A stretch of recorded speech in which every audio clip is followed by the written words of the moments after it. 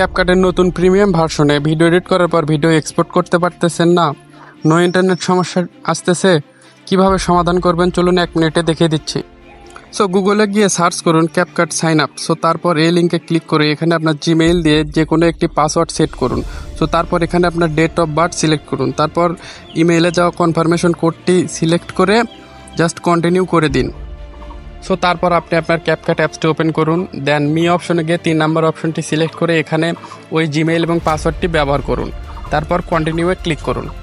তারপর আপনি যে কোনো একটি প্রজেক্ট ওপেন করুন, তারপর এটিকে হালকা পাতলা একটু এডিট করে নিন এবং যে কোনো ইফেক্ট বা যে কোনো স্টিকার এগুলো ব্যবহার করে নিন এবং তারপর এটাকে সিম্পলি এক্সপোর্ট করুন। সো দেখুন এখন কিন্তু আর নো ইন্টারনেট প্রবলেমটি আসতেছে না। চ্যানেলটি সাবস্ক্রাইব করতে ভুলবেন না। আর ক্যাপকাট প্রিমিয়াম ভার্সন ডাউনলোড করার জন্য টেলিগ্রামে গিয়ে সার্চ করুন NRL টেক। এখানে কিন্তু ক্যাপকাট সহ বিভিন্ন সব প্রিমিয়াম অ্যাপস আপনি পেয়ে যাবেন একদম ফ্রিতে।